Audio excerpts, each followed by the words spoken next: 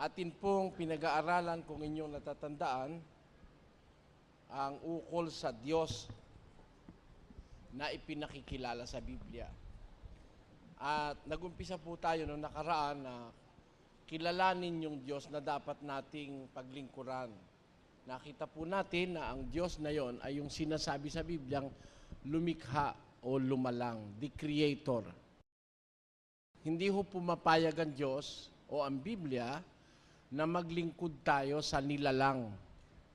Malaking kasalanan sa Diyos na sinasabi sa Biblia yung maglingkod sa nilalang. Ang kailangan paglingkuran ay yung lumalang. At classified po yung paglilingkod sa nilalang, classified po yan sa Biblia na kasinungalingan. Pakinggan nyo sa 1:25 ng Roma. Ganito po ang nakasulat. Sapagkat pinalitan nila ang katotohanan ng Diyos ng kasinungalingan, at sila'y nagsisamba at nangaglingkod sa nilalang kaysa lumalang. Ayun, sabi ng Biblia, pinalitan ng wika nila ang katotohanan ng Diyos ng kasinungalingan. At sila'y naglingkod sa nilalang kaysa sa lumalang. Therefore, tinatawag ng Biblia ang kasinungalingan yung paglilingkod sa nilalang kaysa sa lumalang. Ang dapat paglingkuran yung lumalang. At yun po ngayong gabi ang ating isa-isang aalamin sa Biblia kung alin yung Diyos na lumalang na sinasabi sa Biblia. Atin pong tatalakayin ngayong gabi kung sa paglalang ng Diyos ay papaano natin siya makikilala bilang lumalang. Gaya po ng sinabi ko sa inyo noon, ang unang-unang talata sa Biblia, yung Henesis 1:1, kung atin po itong babasahin dun sa kanyang Hebrew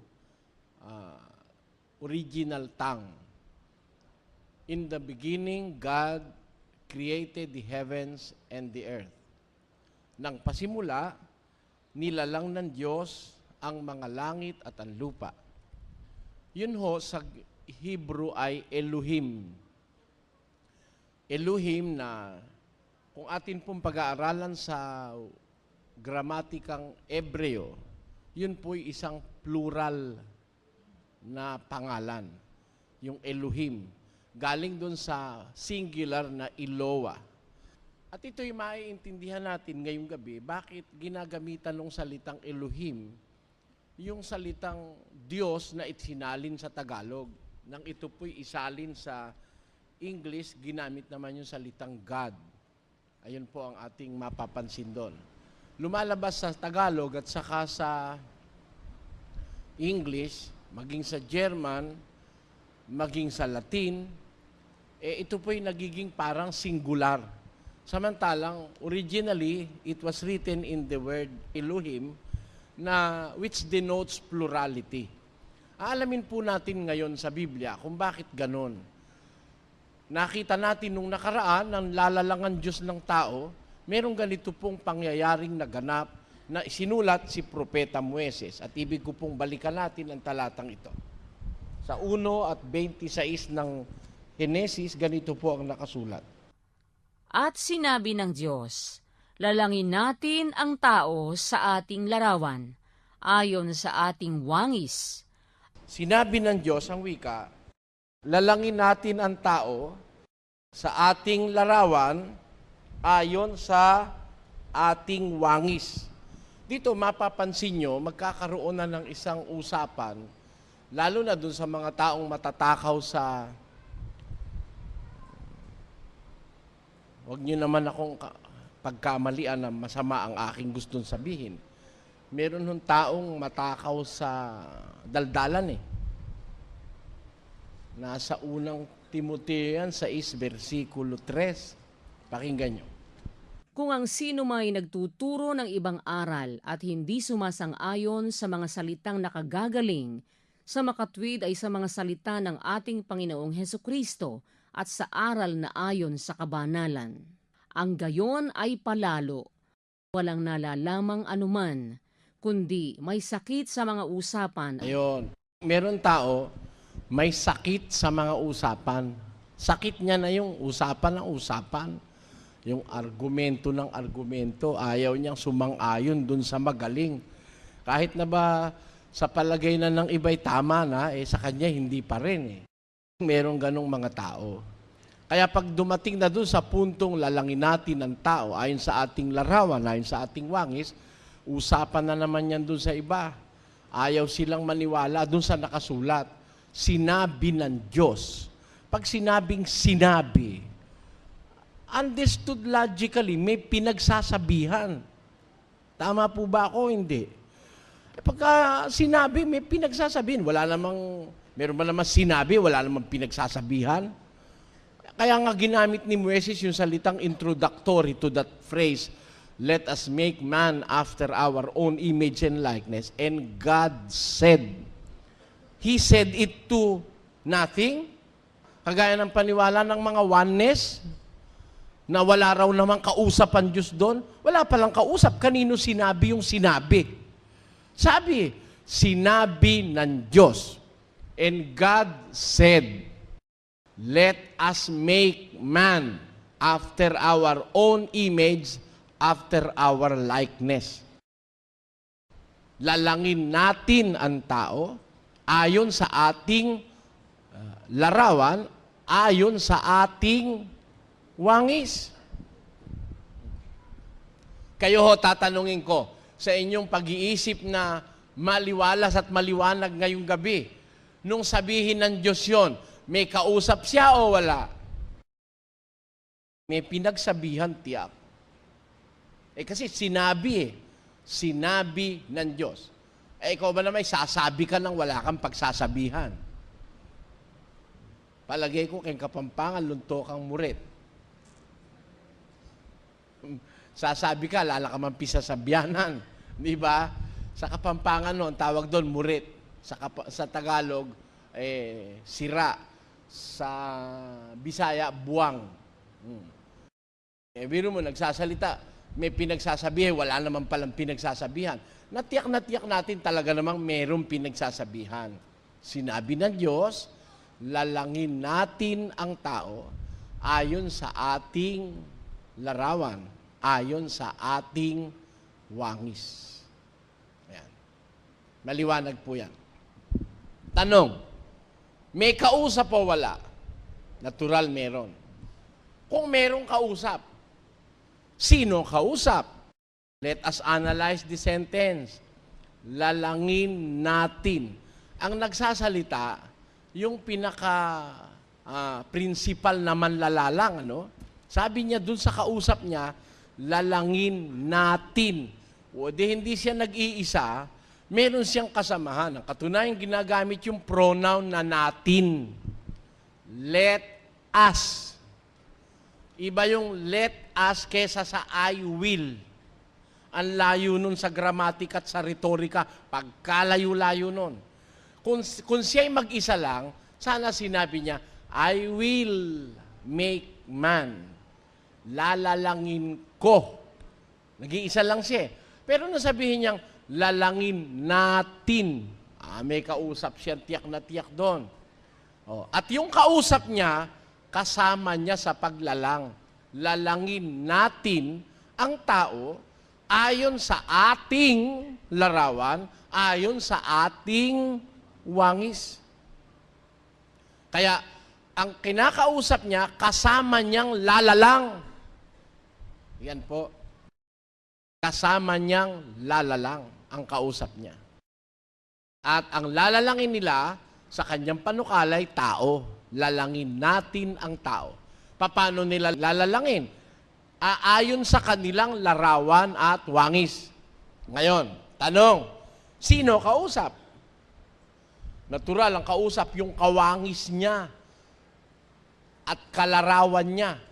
At silang ang dalawa, o kung dalawa sila, kung tatlo man sila, sa kanila ikukuha ng larawan at wangis yung tao na kanilang lalalangin. Ayon. At ang nagsasalita at yung kausap ay magkalarawan at magkawangis. Pareho sila ng larawan at wangis. Kumbaga sa Tagalog, magkahawig sila.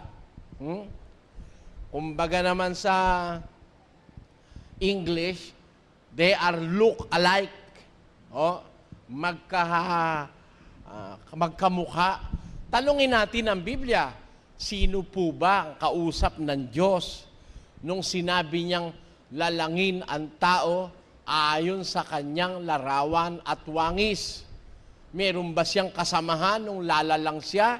Pakinggan niyong ulat sa 8:22 ng Aklat ng Kawikaan. Ganito ang ating mababasa.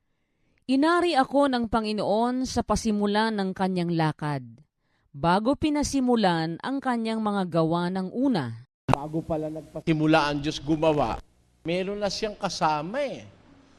Inari ako ng Panginoon sa pasimulan ng kanyang lakad.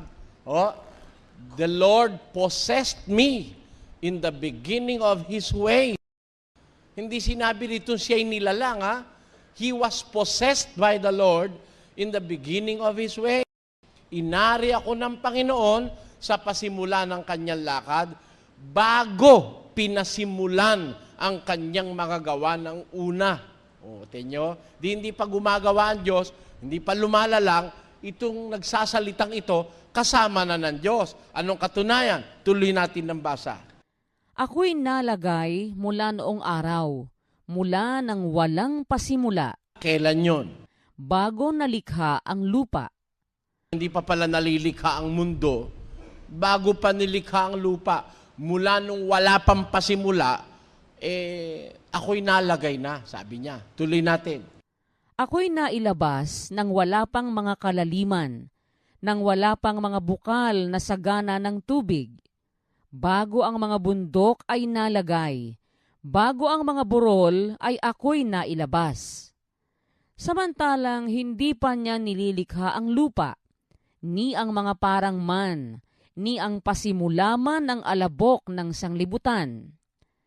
Nang kanyang itatag ang langit, nandoon ako.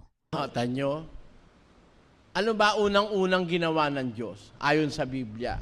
Di ba? Langit. Nung itinatatag niya langit, nandun ako. Wala pa ikayong mga parang o ang pasimulaman ng alabok ng sanlibutan. Saan ho ba galing ang tao? Sa alabok. Ito, wala pa yung alikabok, nandun na ito eh. Papayag ba kayo? Tao ito. Tao ba ito? Ang tao galing sa alabok, ito nauna pa sa alabok, nauna pa nga sa langit eh. O ulit natin yung parting kapiraso na yon. Samantalang hindi pa niya nililikha ang lupa, ni ang mga parang man, ni ang pasimulaman ng alabok ng sanglibutan. Nang kanyang itatag ang langit, nandoon ako. Nang siya'y maglagay ng balantok sa balat ng kalaliman. Nang kanyang pagtibayin ang langit sa itaas, nang maging matibay ang mga bukal ng kalaliman. Nang bigyan niya ang dagat ng kanyang hangganan upang huwag salangsangin ng tubig ang kanyang utos. Nang kanyang iayos ang mga patibayan ng lupa, nasa siping nga niya ako. Oo, nasa siping siya eh. Magkatabi sila eh. Nang ilagay niya ang mga balantok sa balat ng kalaliman, nang pagtibayin niya ang langit sa itaas, nang bigyan niya ang dagat ng kanyang hangganan upang huwag salangsangin ng tubig ang kanyang utos, nang kanyang iayos ang patibayan ng lupa, nasa siping niya ako. Gaya ng matalinong manggagawa. Ba, ito palang kasama ng Diyos, kasama niyang manggagawa, creator, manggagawa. Ako'y nasa siping niya, gaya ng matalinong manggagawa na nagagalak na lagi sa harap niya. Kita mo, yung pala inspirasyon ng Diyos eh. Ako ang kanyang ligaya. Na nagagalak na lagi sa harap niya. Gusto ko lang basahin ito sa English, mga kababayan. Para madali-dali yung personification sa inyong isip. Nitong binabasa nating talata sa Proverbs, verse 22 of chapter 8. Pakinggan nyo ang sinasabi rito, mga kapatid, lalo na doon sa hindi masyadong bihasa sa Tagalog. Sabi rito, The Lord possessed me in the beginning of his way, before his works of old. I was set up from everlasting, from the beginning, or ever the earth was. When there were no depths, I was brought forth. When there were no fountains abounding with water. Before the mountains were settled, before the hills was I brought forth. While as yet he had not made the earth, nor the fields, nor the highest part of the dust of the world, when he prepared the heavens, I was there. Kita mo na. When he prepared the heavens, I was there. When he set a compass upon the face of the depth, when he established the clouds above, when he strengthened the fountains of the deep, when he gave to the sea his decree, that the waters should not pass his commandment, when he appointed the foundations of the earth, then I was by him, as one brought up with him, and I was daily his delight, rejoicing always before him. Kaya ito po ay isang deklarasyon ng isang kalagayan or being na kasama ng Diyos before the creation. Bago pa lumikha ang Diyos. Bago pa ginawa ng Diyos ang langit, kasama niya na ito. Sino ho ito ho? Sino ito? Pakinggan nyo, itataas natin, 8:22 yung binasa no? Itaas natin sa 12 kung sino yung nagsasalita na yan. Akong karunungan ay tumatahan sa kabaitan. Ang nagsasalita pala rito yung karunungan ng Diyos, yung wisdom of God. Kung Biblia ang ating kukonsultahin, sino ba itong karunungan ng Diyos? Na bago pa lumalang ang Diyos, kasama na ng Diyos itong karunungang ito. Sino kaya ito? Pakinggan nyo sa unang Korinto 2, versikulo 6 hanggang 8. Ganito po ating mababasa. Gayunman ay nangagsasalita kami ng karunungan sa mga may gulang. Sabi po ni San Pablo, nagsasalita kami ng karunungan sa mga may gulang. Magaman hindi ng karunungan ng sanglibutang ito o ng mga may kapangyarihan sa sanglibutang ito, na ang mga ito'y nangauuwi sa wala, kundi sinasalita namin ang karunungan ng Diyos sa hiwaga, yaong karunungan na itinalaga ng Diyos bago nilalang ang mga sanglibutan. Pero ito pala yung karunungang bago pa lumalang ang Diyos, nakatalaga na yon. Yun ay kang karunungang itinalaga ng Diyos bago pa nilalang ang mga sanlibutan na hindi napagkilala ng sino mang pinuno sa sanglibutang ito. Bakit? Sapagkat kung nakilala sana nila, ay dising di ipinako sa krus ang Panginoon ng kaluwalhatian. Sino ho yung karunungan? Hindi man nakilala ito ng mga pinuno ng sanlibutan. Itong karunungan, itong itinalaga na ng Diyos bago pa nilalang ang sanlibutan, hindi naman nakilala ng mga pinuno ng sanlibutan ito. Sapagkat kung nakilala sana nila, dising di ipinako sa krus ang Panginoon ng kaluwalhatian. Sino ba'y napako sa krus? Di ba si Kristo? Natural, si Kristo yung karunungan ng Diyos. Kasama na siya ng Diyos, di pa lumalalang ang Diyos ng anuman. Anong katunayan po sa Biblia na si Kristo ang karunungan ng Diyos? Pakinggan nyo sa unang Korinto 1:24. Ngunit sa kanila na mga tinawag, maging mga Hudyo at mga Griego, si Kristo ang kapangyarihan ng Diyos at ang karunungan ng Diyos. Christ is the power and the wisdom of God. Si Kristo ang kapangyarihan ng Diyos at ang karunungan ng Diyos. Kaya yung Kristo na yon, bago naging Kristo, tinatawag sa Biblia yung wisdom of God, power of God. Karunungan ng Diyos, kasama ng Diyos dun sa umpisa pa lang. Nung lumala lang, magkasama sila. Magkausap nga sila. Balik natin kung anong usapan nilang dalawa. Pakinggan nyo. At sinabi ng Diyos, Lalangin natin ang tao sa ating larawan, ayon sa ating wangis. Makatwiran na ho ba yung salita? Makatwiran, may kasama pala kaya may kausap. At ang kausap yung karunungan. At ang karunungan, yun ang Kristo. At nag-uusap sila tungkol sa paglalang nila sa tao. Lalangin natin ang tao. Sabi niya. O ngayon, talaga bang may patutuo tayo sa Biblia na ang kausap ng Diyos si Kristo nung magpasimulang lalalang sila ng tao? Pakinggan nyo kung sino yung kausap ng Diyos na kanyang kalarawan at kawangis. Sa Colosas 1:15, ganito ating mababasa. Na siya ang larawan ng Diyos na di nakikita. Si Kristo ang larawan ng Diyos na di nakikita. Ano pa ang pruweba? Pakinggan nyo sa Hebreo. Sa 1:2-3. Ay nagsalita sa atin sa mga huling araw na ito sa pamamagitan ng kanyang anak, Na siyang itinalaga na tagapagmana ng lahat ng mga bagay, na sa pamamagitan naman niya'y ginawa ang sanglibutan.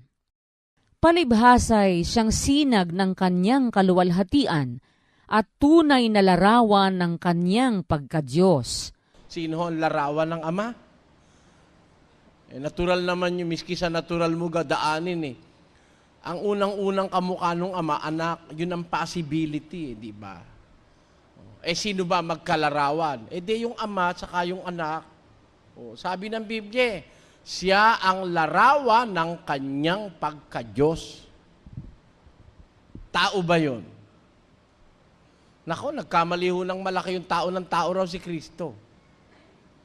Ang kalaki-laking pagkakamali, mas malaki sa kanila. Mas malaki sa maiisip mo ang pagkakamali nung nagsasabing si Kristo'y tao. Bakit? Ayon sa Biblia, wala pang tao. Wala pang ang alabok ng lupa pinagkunan sa tao. Meron na siya, ando na siya. Kasama na siya ng Diyos.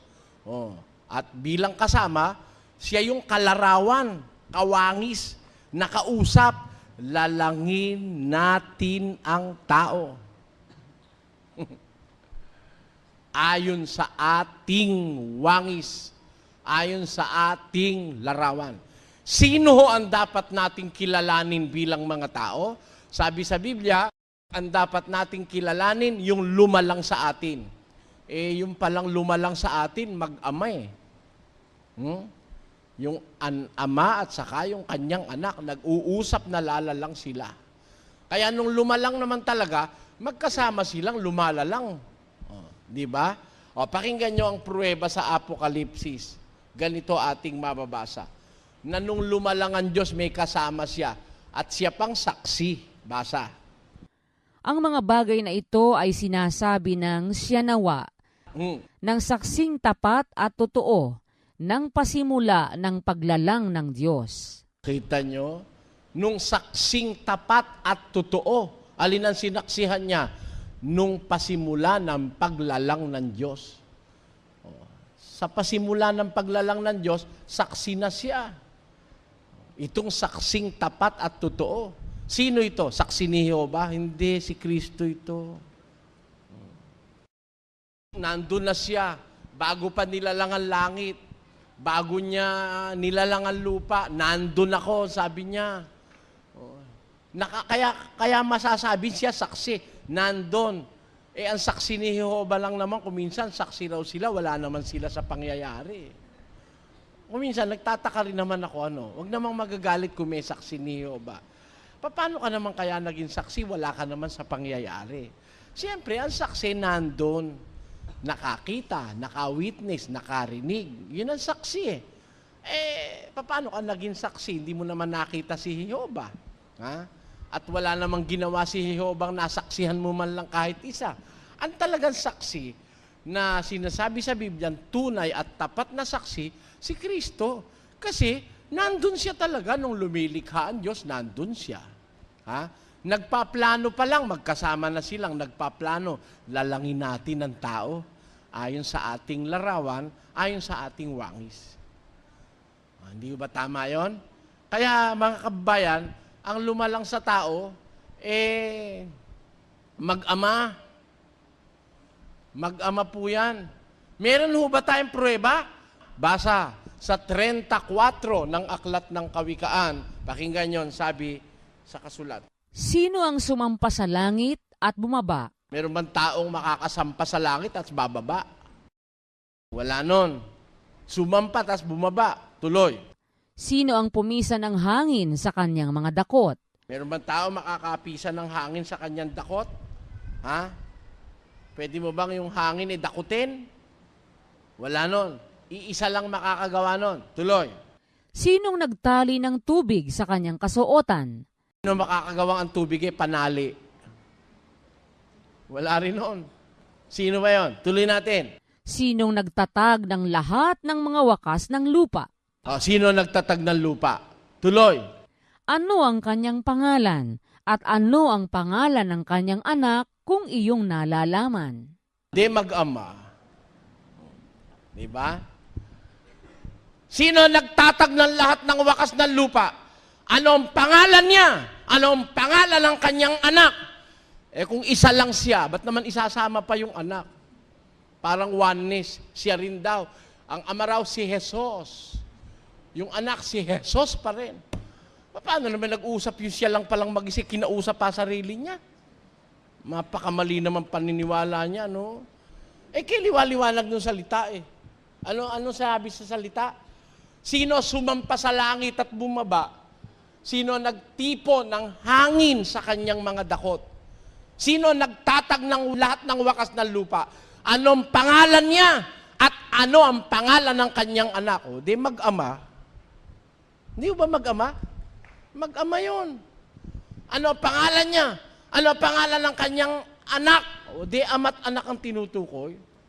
Kung iyong nalalaman. Ngayon, kung hindi mo alam, hindi naman kita masisisi. Bakit? Meron talagang hindi makakaalam yan Pakinggan nyo sa 2 Korinto 4:4. Na binulag ng Diyos ng sanglibutang ito. Si Satanas po ang tinatawag sa Bibliang Diyos ng sanlibutan meron siyang binulag. Pakinggan nyo, ulitin natin. Na binulag ng Diyos ng sanglibutang ito ang mga pag-iisip ng mga hindi nagsisisampalataya upang sa kanila'y huwag sumilang ang kaliwanagan ng ebanghelyo ng kaluwalhatian ni Kristo na siyang larawan ng Diyos. Maliwanag po ba yon? Meron talaga hindi makakaintindi nun kasi bulag Ang tao pag bulag, tapatan mo man ng spotlight, madilim pa rin. Bulag itong mga taong ito, bulag talaga ito Sino ba itong mga bulag na ito? Pakinggan nyo kung sino at anong bumulag dito. 56 Gs ng Isaias. Pakinggan nyo nakasulat. Ang kanyang mga bantay ay mga bulag. Silang lahat ay walang kaalaman. Silang lahat ay mga piping aso. Sino yung mga aso na yan? Bulag. Oo, ang mga aso ay matatakaw. Sila'y kailanman ay walang kabusugan. At ang mga ito ay mga pastor na hindi nakakaunawa. Pastor pala yun Makangaral na hindi nakakaunawa. Bulag nga. Hindi nga makikita. Bakit? Biro mo kay liwanag, tinatanong Alam mo ba kung sino siya? Anong pangalan niya? Anong pangalan ng anak niya? O di mag-ama. Tapos sabi naman niya, siya rin yun. Siya rin pala. Paano naging anak na ama pa? Katakot-takot ka. Mag-ama nga Ano pangalan niya? At, kaya nga may iba pa At, ano ang pangalan ng kanyang anak? Kung nalalaman mo. Ba't hindi mo alam? Bulag ka kasi Ako man, pag bulag, hindi ko rin alam yun. Binulag ng Diyos ng sanlibutan na si Satanas ang pag-iisip ng hindi sumasampalataya upang sa kanila huwag sumilang ang kaliwanagan ng Ebanghelyo. Kaya, kahit kiliwaliwanag na Ebanghelyo, hindi mo naman maintindihan Pagka bulag ang isip mo, nabulag ka ng demonyo. Yan po. Kaya dito sa ating pinag-aaralan, mga kababayan, makikita nyo, nang lumalang ang Diyos, may kasama siya. At ang kasama niya, walang duda, yung kanyang anak. Meron pa ba siyang ibang kasama? Bukod sa anak, meron pa siyang ibang kasama? Pakinggan nyo sa 1:1 ng Henesis, tutuloy natin sa 2. Nang pasimula ay nilikha ng Diyos ang mga langit at ang lupa. At ang lupa ay walang anyo at walang laman. At ang kadiliman ay sumasaibabaw ng kalaliman. At ang Espiritu ng Diyos ay sumasaibabaw ng tubig. Ayon. In the beginning, God created the heavens and the earth was without form and void, and darkness was upon the face of the deep, and the Spirit of God moveth upon the face of the waters.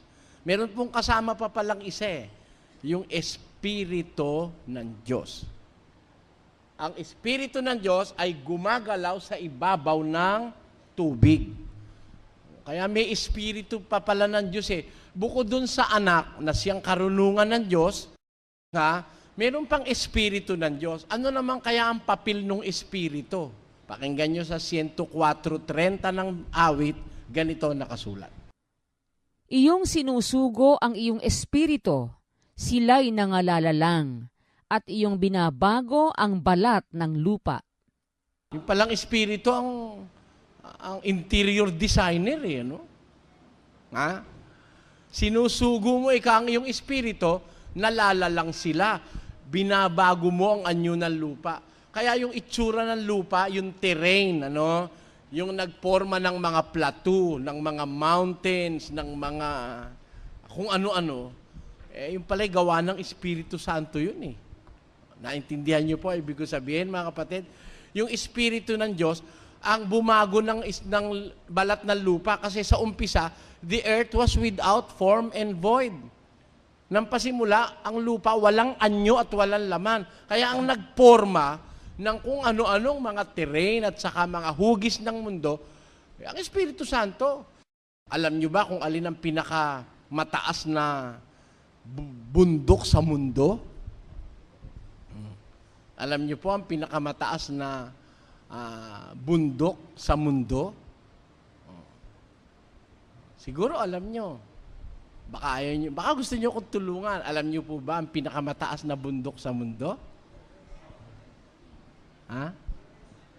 Meron nagsasabi Mount Everest. Hindi ho yung Mount Everest ang pinakamataas na bundok sa mundo. Highest peak on earth ang Mount Everest. It has attained the highest peak on earth. Pero hindi yun ang pinakamataas na bundok sa mundo. Ang pinakamataas na bundok sa mundo ay nakalubog sa dagat. At ang pinakadulo niya nasa Hawaii. Yun po. Pinakamataas na bundok sa mundo. Pero the highest peak on earth is Mount Everest. Pero hindi yun ang pinakamataas na bundok. Dahil kung yung bundok na nasa ilalim ng Pacific Ocean, iaahon mo, mas mataas siya sa Mount Everest. Sino may gawa nun? May bundok sa dagat, may bundok pa sa ibabaw. Ang Espiritu.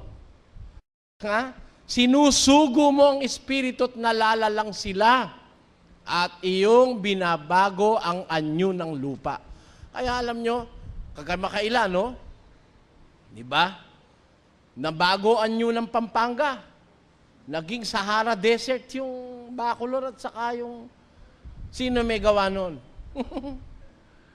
Akala nyo ba basta tao lang, likalikasan lang? Sa iba, kalikasan lang, kalikasan. Puro ka kalikasan, puro ka nature. Ayaw ka nang maniwalang there is somebody above nature. Who can control nature? Yun nga yung Diyos At meron siyang kasama, si Kristo, yung kanyang anak, at Espiritu Santo na kanyang inuutusan para baguhin ang anyo ng lupa. Yan. Ilan na ho ang nabasa natin na magkakasama ng lumalalang? 3 na. Ilan ho ang lumalalang? 3 na. Si Kristo, manlalalang din. Yung Espiritu Santo, manlalalang din. Yung Ama, manlalalang din. 3. Di ba? Yan po sinasabi sa Biblia. Kaya naman, kung ang tao ay gustong magbalik loob sa Diyos at gustong magpasakop sa kanyang kabutihan at sa kanyang kautusan, Kailangan pasakop sila sa tatlo. Alin yon? Basa, 28:19. Dahil dito, magsiyaon nga kayo at gawin ninyong mga alagad ang lahat ng mga bansa na sila inyong bautismuhan sa pangalan ng Ama at ng Anak at ng Espiritu Santo. Ilan ho ang sasakop sa tao sa bautismo?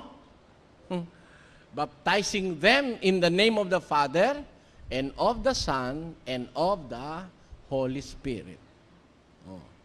Tatlo nga eh. Oh, marunong naman kayo magbilang, di ho ba? Ama, Anak, Espiritu Santo. Ilan ho? Tatlo. Tatlo naman talaga eh. Meron ho ba tayong pruweba na tatlo nga sila? Tatlo nga? Basa. Sa 3:16 ni Mateo. Pakinggan nyo nakasulat. At nang mabautismuhan si Jesus, Ito, isang senaryo ito. Ito si Jesus, binautismuhan ni Juan Bautista. Nung mabautismuhan na to si Jesus, sino ba si Jesus? Yung anak, di ba? Nagkatawan tao. Ito na si Jesus, binautismuhan. Ay, pagdakay umahon sa tubig. kabautismo sa kanya, umahon siya. He went straightway up out of the water. Nung makamabautismuhan siya, umahon siya sa tubig. At narito, nangabuksan sa kanya ang mga langit at nakita niya ang Espiritu ng Diyos na bumababang tulad sa isang kalapati. ilan na? Dalawa na. Ito si Jesus, binautismuhan. Tapos nabuksan yung langit. Nakita ni Jesus yung Espiritu Santo ng Diyos bumababa sa kanyang tulad sa isang kalapati. Tuloy. At lumalapag sa kanya. At narito, ang isang tinig na mula sa mga langit na nagsasabi, ito ang sinisinta kong anak. Nakita nyo, ilan? Tatlo. Hindi siya rin. Anong siya rin? Eri nga si Jesus. Binautismuhan, ano ka? Oh. Tapos nabuksan ng langit. Ito naman yung Espiritu Santo, bumababa. Aba si Jesus na naman, yun daw Espiritu Santo, Jesus din daw yun. Paano nangyari? Ito na si Jesus, andun pa, bababa pa, tapos sa kanya rin pala pupunta. Ano ka ba nakalukuhan namang nalalaan ng iba? Ha? Eto na nga si Jesus yung anak. Binautismuhan ni Juan Bautista sa ilog ng Jordan. Nung mabautismuhan, nabuksan ng langit, ito ngayon yung Espiritu Santo, bumababa sa kanya, lumalapag pa sa kanya. Ilan na? Dalawa na. Tapos, isang tinig ang nagmula sa mga langit na nagsasabi, ito ang sinisinta kong anak. Diba? Di tata yun. Tinuturo yung anak. Sana sabi niya, ako rin ang anak. Wala naman nun eh. Ito. Oh. Tinuturo yung binautismuhan. Sino yung binautismuhan? Si Jesus. Tapos dumating yung Espiritu Santo, lumapag sa kanya. Tapos, mayroong tinig nasa langit. Asan yung nagsasalita? Nasa langit, wala sa Jordan. Hindi magkaiba, yung isa nasa Jordan, yung isa nasa langit. O yung isa naman nagtatravel, bumababa kay Kristo. Narinig ngayon yung tinig galing sa langit. Ito ang sinisinta kong anak. Sana sabi niya, ako ang sinisinta kong anak rin. Ako rin. Hindi ganon. Sabi nung nasa langit, ito ang sinisinta kong anak na siya kong kinalulugdan. This is my beloved Son, in whom I am well pleased. Di ba? Maayos naman eh. Pag maayos lang naman talaga isip mo, maayos naman ang Biblia eh. Di ba? Kung maayos ang isip mo, maayos ang Biblia. Hindi naman magulo eh. At tamang-tama naman talaga. Bakit hindi tamang-tama? Kaya pala naman nag-uusap tatlo naman pala sila lalangin natin. Kaya pala naman ganun ang grammar lalangin natin. May kausap talaga. Hindi naman nag-iisa para sabihin, lalangin ko, natin nakatingin sa kanya. Kaya naman si Kristo, nung nakikipag-usap siya sa Ama, tumitingala naman siya sa langit. Pakinggan nyo. Nung andito siya sa lupa, basa tayo. Ang mga bagay na ito Ang mga bagay na ito ay sinalita ni Jesus. At sa pagtingala ng kanyang mga mata sa langit, ay sinabi niya, Ama, dumating na ang oras. Kita mo, nang sabihin ito ni Jesus, tumingala siya sa langit at sinabi, Ama, dumating na oras. Bakit kailangan tumingala? Kasi yung Ama, nasa langit. Kung siya rin yung Ama,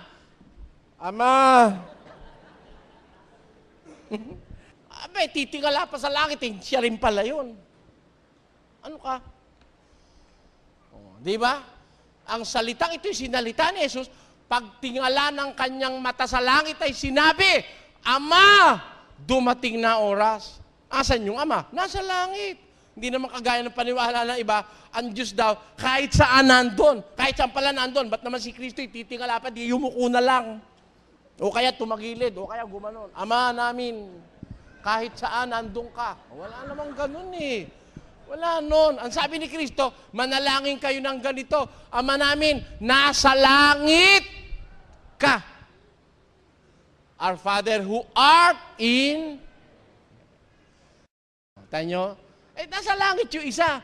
Yung isa nasa ilog ng Jordan. Yung isa naman nagtatravel. Ilan?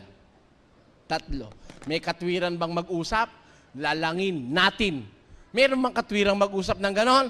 Grammatically correct, rhetorically correct, historically correct, and biblically correct. Lahat ng correct na correct.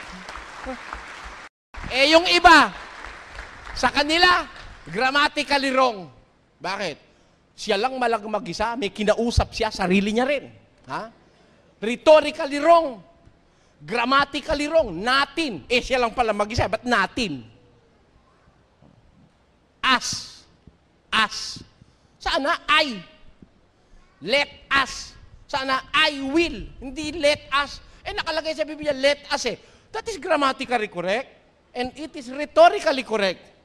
And it is quantitatively correct. Sa lahat mo ng paraan na daanin, tama yung nasa Biblia. Kung naintindihan mo. Ngayon, kung papalagay mo, siya lang mag-isa, nagsasalita siya mag-isa, kinakausap niya sarili niya, tapos sinasabi niya natin, palagay ko, nating ang mararating mo niyan. Biro mo, sinakausap niya, siya rin mag-isa. Napakamali. Establisado sa Biblia, mga kapatid, there is a fact that we have established in the Bible, we have understood in the Bible that there were three powers above men. May 3 kapangyarihang dapat makasakop sa tao. Ito ang Ama, ang Anak, at ang Espiritu Santo. Kaya nung mag-utos si Kristo ng baptism, baptize them, ang sabi niya, in the name of the Father, and of the Son, and of the Holy Spirit. Kaya, bautismuhan sa pangalan ng Ama, ng Anak, at ng Espiritu Santo. Mayroon 3 kapangyarihang nararapat sumakop sa tao. At miski si San Pablo, nang siya'y mangaral after the ascension of Jesus Christ, kung siya'y magbindisyon, 3 rin ang pambibindisyon niya pag nagbibindisyon siya sa mga kapatid. Pakinggan niyo ang bindisyon apostolika. Ang biyaya ng Panginoong Hesukristo at ang pag-ibig ng Diyos at ang pakikipisan ng Espiritu Santo ay sumainyo nawang lahat. 3 di ba? Ang biyaya ng Panginoong Hesukristo, ang pag-ibig ng Diyos, at ang pakikipisan ng Espiritu Santo ay sumainyo nawang lahat. Di 3 talaga. Meron 3. Ngayon, dito sa 3 ito nagkakagulo ngayon ng mga relihiyon. Alam nyo ba dahil dyan, nagkahiwalay ang Catholic Orthodox at Catholic na Roman Catholic? Kaya nagkaroon ng classification, Roman Catholic at saka Orthodox Catholic. Kasi supposedly, ang kahulugan ng Catholic, universal. Kaya nilagyan ng Roman Catholic na nagpamali tuloy. Bakit mali? Paano Catholic kung Roman lang? Di ba? Catholic means universal. Walang dibisyon. Catholic, universal, pambuong sanlibutan. Yun ang kahulugan ng Catholic. Nung mag-awa yung Catholic na ang pangkat ng isa'y taga-Roma at isa naman pangkat ng taga-ron sa sa Britanya, nagkaroon tuloy ng dalawang faksyon, the Roman Catholic and the Orthodox Catholic. Alam nyo ba, pinaghiwalayan ng dalawa? Maliit lang na diferensya, naghiwalay sila. Anong pinaghiwalayan? Yung doktrina tungkol sa tatlo. Pinipilit ng Katoliko, yun daw tatlo, pare-pareho, walang ungusan. Nasa librong Katoliko yon. Yun daw tatlong persona sa iisang Diyos kuno, yun daw pare-pareho, pantay-pantay, walang ungusan. They are co-equal. Yan ang doktrina Katolika. Naniniwala naman itong Orthodox na hindi ganon. Kapirasong salita lang dun sa isang statement of faith ang hindi pinagkasunduan, naghiwalay sila. Diyan na. Kaya maintindihan mo, tinawag ngayon niya ng Katoliko, Mystery of the Holy Trinity. Tawag sa Katoliko diyan. Ang misteryo ng Santissima Trinidad. Bakit misteryo? Wala ikang makaunawa, walang makapagpaliwanag. Ha? Kasi tatlong persona sa isang Diyos, walang pagkakaungusan. Ha? Walang mataas, walang mababa doon sa tatlo. Pare-pareho silang general, kumbaga. Ayun. Yan ang doktrina Katolika. Hindi natin sinasabi ito para mang-atake. No? We are just comparing beliefs. We are not concerned about the personal of any person. The personality of any person. Their beliefs, their principles. They're supposed to be truth that they are teaching people. Sabi naman, yun daw, ang Diyos, isa lang daw ang Ama, si Kristo tao, at ang Espiritu Santo, hindi naman daw Diyos yun. Basta isa lang Diyos, ang Ama lang. Kaya nga, ang tanong ko sa kanila, ano yung Espiritu Santo? Ano ba yon? Espiritu Santo nga ika. Ano nga yun? Espiritu nga ika. Ano nga kako yun? Hindi kami matatapos. Ba't inuulit-ulit mo? Kasi kako, yung anghel, espiritu rin yun. Pero pag sinabing anghel, anghel. Tapos yung anghel, may kirubin, may serapin, may anghel. Yung Espiritu Santo, saan mo ika-classify? Hindi raw anghel yun. O hindi naman daw Diyos. Saan mo ika-classify? Saan mo sasaksak ang Espiritu Santo sa classification? Basta Espiritu na lang. Yung mga demonyo, Espiritu rin yun eh. Kawawa naman ng Espiritu Santo pagka kung saan mo lang ilalagay. Kung saan mo gustong ilagay. Dahil maiipit ka pag inilagay mo sa tamang kalalagyan eh. Ang Espiritu Santo, Espiritu, tama yon. Pero ang demonyo, Espiritu rin. 16:14 ng Apokalipsis. Ang mga anghel, Espiritu rin. 1:14 ng Ebreo. Pare-parehong Espiritu yan. Pero ang Espiritu Santo, saang kategorya mo ilalagay? Kung isa lang ang Diyos na ang Ama lang, si Kristo tao, yung Espiritu Santo, saan mo lalagay? Kaya tuloy nagtampo sa kanila Espiritu Santo, hindi sila sinasamahan eh. Di ba? Baka akala nyo marunong magtampo Espiritu Santo. Akala nyo. Basa. Epeso. Napagtampuhan tuloy sila. Kaya sila wala kasamang Espiritu Santo eh. Basahin natin. At huwag ninyong pighatiin ang Espiritu Santo ng Diyos. Kita mo, huwag ninyong pipighatiin ang Espiritu Santo ng Diyos. Kaya yung Diyos, may Espiritu Santo. Yung Espiritu Santo ng Diyos, huwag mong pipigatin, lalayas yun sa'yo. Yung iba, ayaw maniwala sa Espiritu Santo. Saksi ni Jehovah naman, yun daw Espiritu Santo, yun naman daw ay active force ng Diyos. Kumbaga, active force, para raw kuryente na dumadaan sa alambre. Yun daw ang Espiritu Santo, yung kuryente. Marami silang mga imbento, no? Tayo, ayoko nung nag-iimbento tayo. Let us study this further. There are 3 powers that is being taught to us by the Bible. Sinasabi yung isa na Ama, ang tawag dun sa isa'y anak, ang tawag naman sa isa'y Espiritu Santo. Sino-sino ito? Tama po ba ang Iglesia Katolika sa kanyang doktrina na sila tatlo magkakapareho? They are co-equal? Wala raw ho silang pagkakaungusan? Umpisahan ho natin ngayon. ang distinction ng tatlo. Kaya lang hindi ho natin matatapos to, tatapusin na natin sa puntong ito. Pero bibigyan ko muna po kayo ng idea tungkol sa distinction ng tatlong sinasabi sa Biblia. Ama, Anak, at Espiritu Santo. Tingnan natin, yung bang Ama, Anak, at saka Espiritu Santo, are they co-equal? Wala ba silang pagkakaungusan gaya ng doktrina katolika? Pakinggan nyo sa 14 ng Juan, ganito po ating mababasa. Sapagkat ang Ama ay lalong dakila kaysa akin. Meron ho bang nakaungos? Meron na nakaungos? Sabi ni Kristo ang Ama ko lalong dakila kaysa akin. Hindi naman niya sinabing ang Ama ko dakila kaysa akin. Kundi ang sabi niya, lalong dakila kaysa akin. May napakataas pala nung Ama. Biro mo, dakila na si Kristo, lalo namang dakila yung Ama kaysa kay Kristo. Di ang taas nung Ama, yung Espiritu Santo. Kapantay ba nung Ama? Pakinggan nyo, sa Juan, ganito ang sabi ni Kristo. Katotohanang sinasabi ko sa inyo, ang alipin ay hindi dakila kaysa kanyang Panginoon. Ni ang sinugo man ay dakila kaysa nagsugo sa kanya. Sino ho ang dakila? Yung nagsugo o yung sinugo? Natural, yung nagsugo. Ang alipin, hindi pwedeng dakila pa sa Panginoon. Ni yung sinugo kaysa sa nagsugo sa kanya. Meaning, na yung nagsusugo, mas dakila kaysa sa sinusugo. Tanungin natin, pareho ba ang Ama at ang Espiritu Santo? Pareho ba sila? Pakinggan nyo kung pareho sila. Wala ba silang pagkakaungusan ng Ama between the Holy Spirit and the Father? Pakinggan nyo.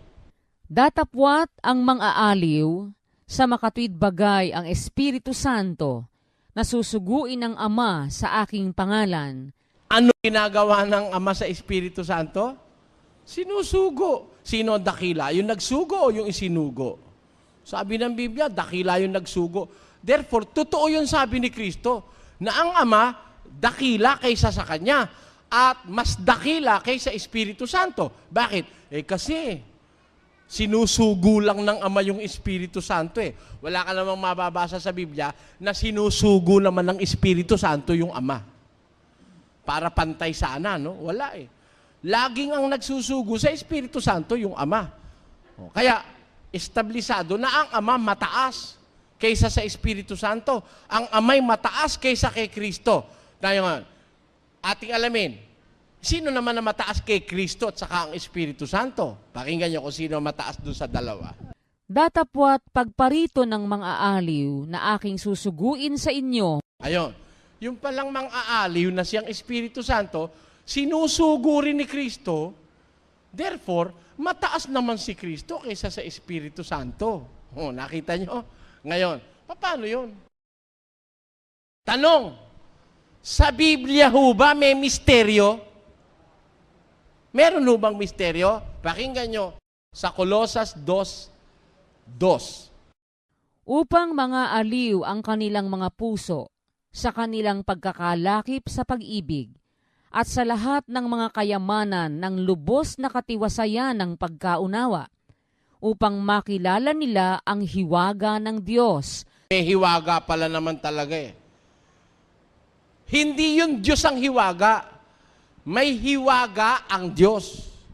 Hindi siya ang hiwaga, kundi meron siyang hiwaga, the mystery of God. Ngayon, yung mystery na yun ba? Mystery ba talaga yun? Pakinggan nyo sa Roma 16. Ganito ating mababasa. At ngayon, sa Kanya na makapangyarihan, na sa inyo'y makapagpapatibay ayon sa aking ebanghelyo at sa pangangaral ni Hesukristo, ayon sa pahayag ng hiwaga na natago sa katahimikan ng panahong walang hanggan. Datapwat nahayag na ngayon. Palang hiwaga ng Diyos na nakatago sa katahimikan ng panahong walang hanggan, nahayag na ngayon. Kailan yung ngayon? Nung panahon ni San Pablo. Dapat maging ano tayo maging stricto tayo Sabi ni Pablo, siya nagsasalita, yung hiwaga ng Diyos na nakatago sa katahimikan ng panahong walang hanggan, nahayag na ngayon. Kailan nahayag? Nung panahon ni San Pablo, panahon ni Kristo, panahon ng mga apostol. Hindi naman kagaya tayo ng iba dyan. Upon this rock, I will build my church. Sino kaya church na yan? Tayo yan. Ba, hindi pa tao lelong mo. Tinayo na yung iglesia, tapos nabasa mo ngayon, ikaw yan. Ay nako. Kaya pinag-aaral ko kayo, mga bayan Mag-aaral tayo, may nakasulat na pisara, may Biblia kayo. Pag-aralan nyo, sinasabi ko.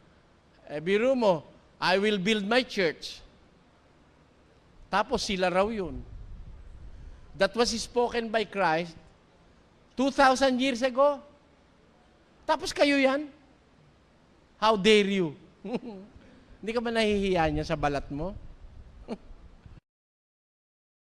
Bago siya pumanik sa langit, naitayo na yung iglesia Naitayo na. May iglesia na. Bago pumanik si Kristo sa langit. At nung makapanik siya sa langit, sinigurado naman ni San Pablo na talagang may iglesia na nga. Pakinggan nyo. 4:4 ng Efeso. May isang katawan. There is one body. Meron o wala? Kay liwanag, may. Meron o wala? Hindi sinabi ni Pablo, there will be one body. Hindi. Magkakaroon ng isang katawan. Hindi ganun sabi niya. Sabi niya, there is one body. May isang katawan. Alin ba yung isang katawan na yon? Na meron na nung panahon pa ni Pablo. Basa. At siya ang ulo ng katawan sa makatwid bagay ng iglesia. He is the head of the body, which is the church. Ano yung iglesia? Yung body? Church. Katawan, yun ang iglesia. May iglesia na, wala pa. Meron na. Bago pa pumanik sa langit si Kristo, meron Tapos nabasa nung isa, I will build my church. Sino yan? Tayo yan.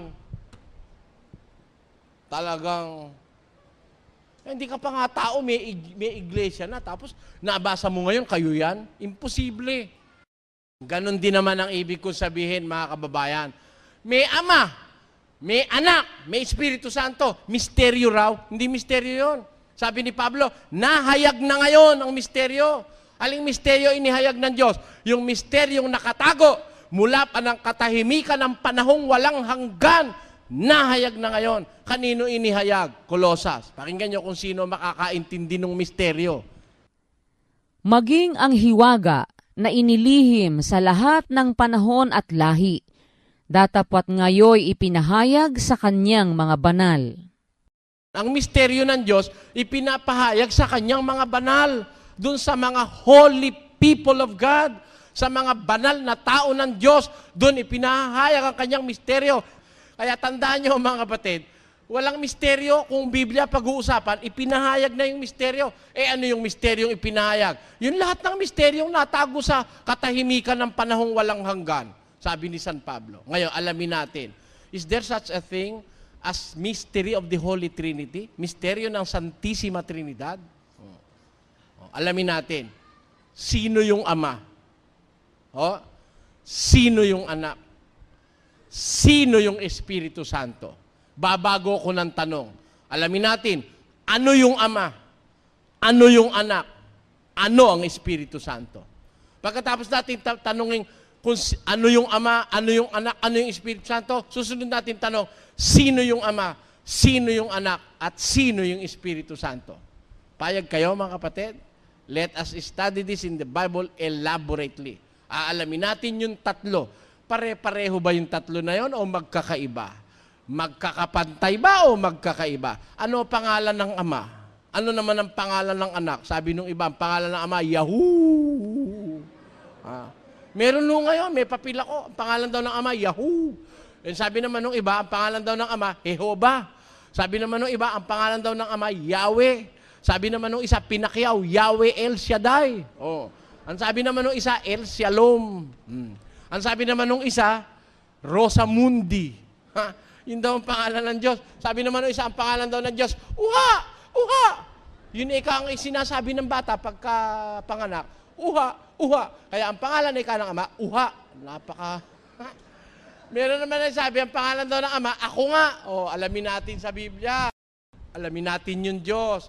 Yung Ama, yung Anak, yung Espiritu Santo. Isa-isahin natin. Hindi lang ho natin kayang tapusin yan sa isang pagkakataon. Umaasa po kami na babalik uli kayo sa susunod para sa inyong pakikinig ng ating pinag-aaralan.